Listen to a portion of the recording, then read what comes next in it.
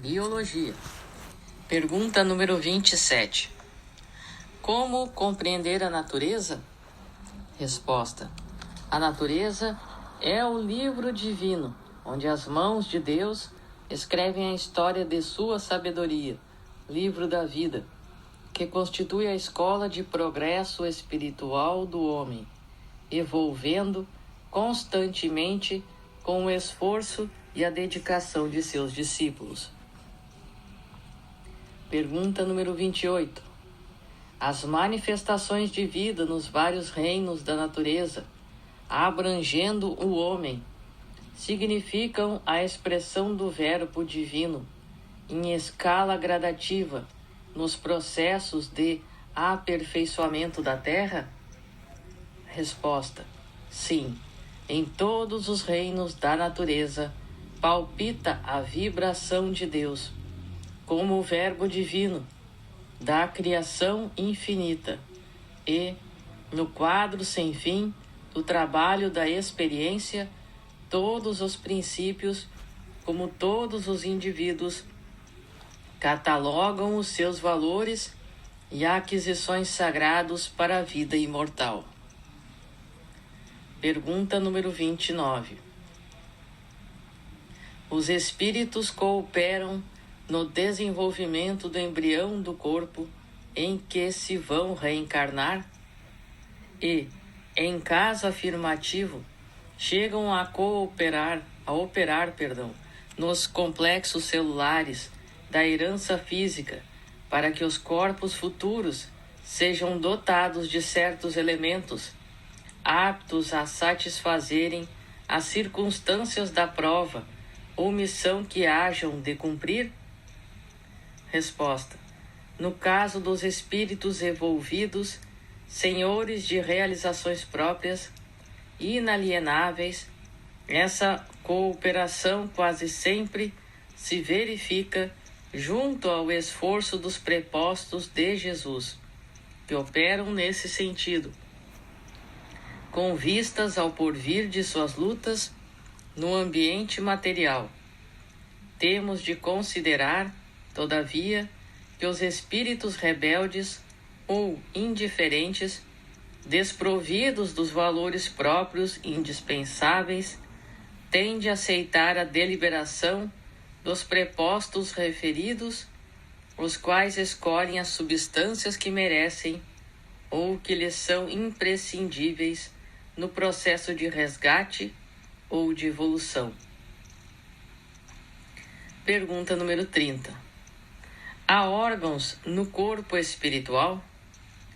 Resposta: dentro das leis substanciais que regem a vida terrestre, extensivas às esferas espirituais mais próximas do planeta, já o corpo físico, excetuadas certas alterações impostas pela prova ou tarefa a realizar, é uma exteriorização aproximada do corpo perispiritual. Exteriorização essa que se subordina aos imperativos da matéria mais grosseira, no mecanismo das heranças celulares, as quais, por sua vez, se enquadram nas indispensáveis provações ou testemunhos de cada indivíduo. Pergunta número 31. A reencarnação inicia-se com as primeiras manifestações de vida do embrião humano? Resposta: desde o instante primeiro de tais manifestações, a entidade espiritual experimenta os efeitos da sua nova condição. Importa reconhecer, todavia, que o espírito mais lúcido, em contraposição com os mais obscurecidos e ignorantes, goza de quase inteira liberdade até a consolidação total dos laços materiais com o novo nascimento na esfera do mundo. Pergunta número 32. Quando o embrião está sendo formado, existe uma interpenetração de fluidos entre a gestante e a entidade então ligada ao feto? Existem consequências verificáveis Resposta: essa interpenetração de fluidos é natural e justa, ocasionando, não raras vezes, fenômenos sutilíssimos, como os chamados sinais de nascença, que, somente mais tarde, poderão ser entendidos pela ciência do mundo, enriquecendo o quadro de valores da biologia no estudo profundo das origens. Pergunta número 33. O espírito, em cada uma de suas encarnações, faz recapitulação das suas etapas evolutivas, assim como se verifica com o embrião material, que recorda, antes do nascimento, toda a evolução da sua espécie? Resposta: essa recapitulação se verifica, na maioria dos casos, pela oportunidade que oferece a alma encarnada de se portar diretamente nas mesmas circunstâncias do passado culposo.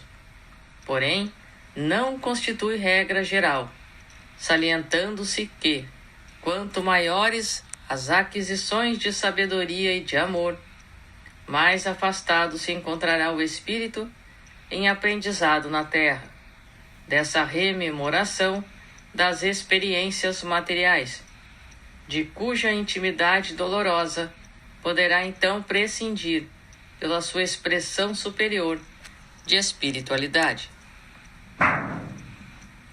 Pergunta número 34. A denominada árvore genealógica dos seres humanos tem idêntica significação no plano espiritual?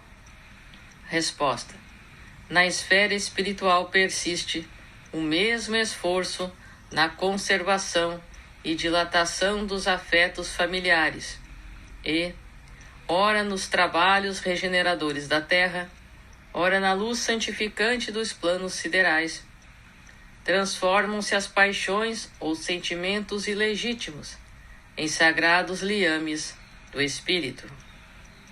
A árvore genealógica, porém, como se conhece na luta planetária, não se transporta ao plano invisível, porque aí os vínculos de sangue são substituídos pelas atrações dos sentimentos de amor sublime, purificados no patrimônio das experiências e lutas vividas em comum. Pergunta número 35. A genética está subordinada às leis puramente materiais? Resposta: as leis da genética encontram-se presididas por numerosos agentes psíquicos que a ciência da Terra está longe de formular, dentro dos seus postulados materialistas. Esses agentes psíquicos, muitas vezes, são movimentados pelos mensageiros do plano espiritual, encarregados dessa ou daquela missão, junto às correntes da profunda fonte da vida. Eis porque, aos geneticistas, comumente se deparam incógnitas inesperadas, que deslocam o centro de suas anteriores ilações. Pergunta número 36. Pode a genética estatuir medidas que melhorem o homem? Resposta: fisicamente falando, a própria natureza do orbe vem melhorando o homem continuadamente nos seus processos de seleção natural. Nesse sentido, a genética só poderá agir copiando a própria natureza material.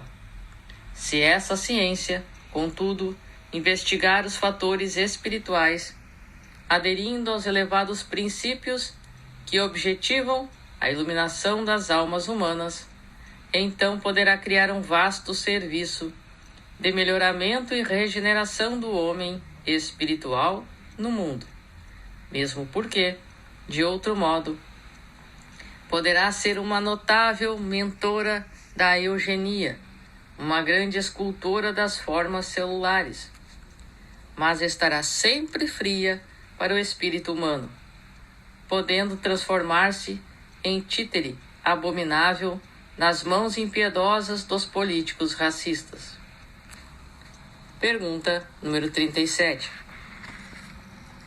As combinações dos genes aconselhadas pela genética podem imprimir no homem certas faculdades ou certas vocações? Resposta.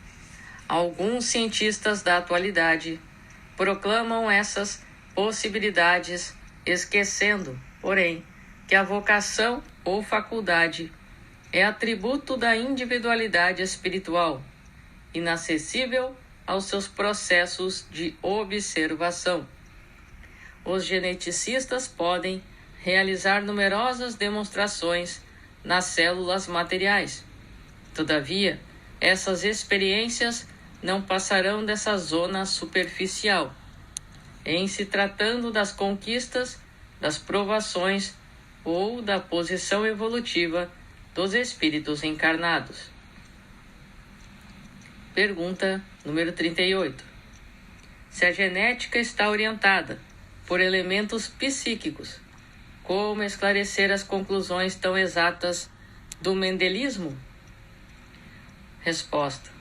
O mendelismo realizou experiências notáveis, porém, ainda encontra fenômenos inexplicáveis no processo de suas observações positivas.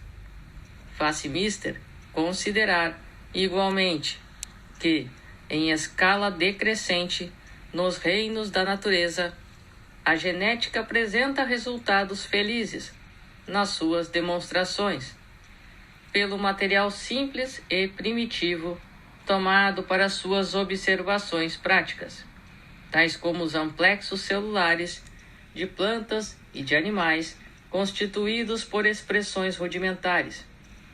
Em escala ascendente, contudo, onde a evolução psíquica apresenta suas características de intensidade e realização, a genética encontrará sempre os fatores espirituais, convocando-a para um campo mais vasto e mais sublime de operações. Pergunta número 39. Quais as causas do nascimento de monstruosidades entre os homens e entre os animais? Resposta. Não podemos olvidar que entre os homens esses fenômenos dolorosos decorrem do quadro de provações purificadoras, sem nos esquecermos igualmente de que o mundo terrestre é uma escola preparatória de aperfeiçoamento. Os produtos teratológicos constituem luta expiatória, não só para os pais sensíveis, como para o espírito encarnado, sob penosos resgates do pretérito delituoso. Quanto aos animais, temos de reconhecer a necessidade imperiosa das experiências múltiplas no drama da evolução anímica. Em tudo, porém, busquemos divisar a feição educativa dos trabalhos do mundo. A Terra é uma vasta oficina.